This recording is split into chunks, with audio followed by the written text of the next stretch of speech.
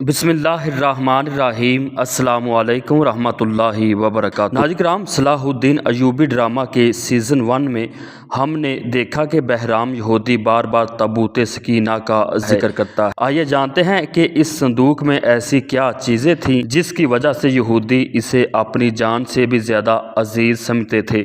تو ناظرین، حضرت موسیٰ علیہ السلام کے دنیا سے جانے کے بعد بنی اسرائیل کے حالات خراب ہو گئے، ان میں بد عملی بڑھ گئی تو قوم عمالقہ ان پر غالب آ گئی۔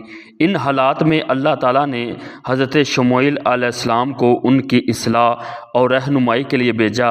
جب شموئیل علیہ السلام نے ان لوگوں کو اللہ تعالیٰ کی طرف بلایا تو وہ کہنے لگے کہ اے شموئیل علیہ السلام، اگر آپ واقعی اللہ تعالیٰ کے نبی ہیں تو آپ ہمارے لیے ایک بادشاہ مقرر کر دیں۔ بعد ازاں حضرت شموئیل علیہ السلام نے حضرت طالوت رحمۃ اللہ علیہ کو ان کا بادشاہ مقرر کر دیا، لیکن پھر وہ قوم کہنے لگی کہ اے اللہ کے نبی، ہمیں طالوت کے بادشاہ ہونے کی نشانی دیجیے تاکہ ہمارے دل مطمئن ہو جائیں۔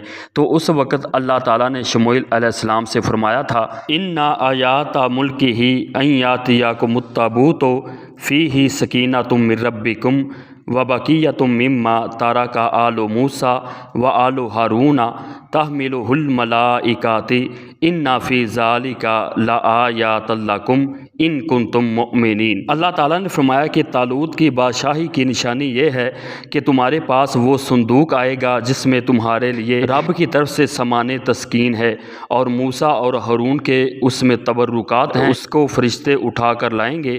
بلا شبہ تمہارے لیے اس میں عظیم نشانی ہے اگر تم مومن ہو۔ ناظرین، یہ صندوق جسے تابوت سکینہ کہا جاتا تھا، یہ شمشاہ کی لکڑی کا بنا تھا، چند ہاتھ لمبا اور چند ہاتھ چوڑا تھا۔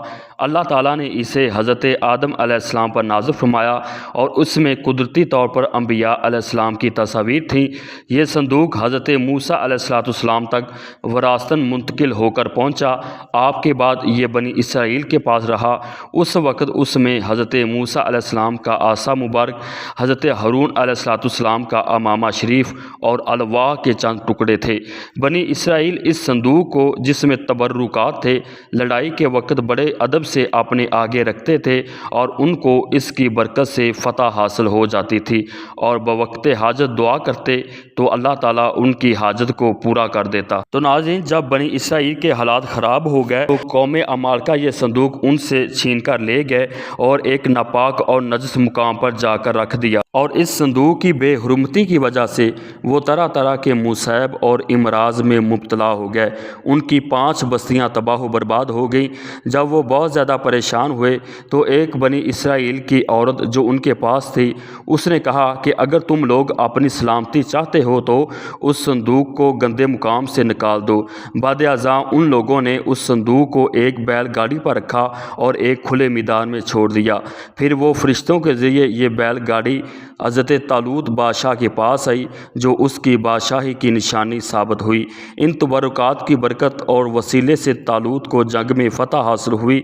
اس سے معلوم ہوتا ہے کہ انبیاء علیہ السلام کے تبرکات کے وسیلے سے دعائیں قبول ہوتی ہیں اور جنگوں میں بھی فتح نصیب ہوتی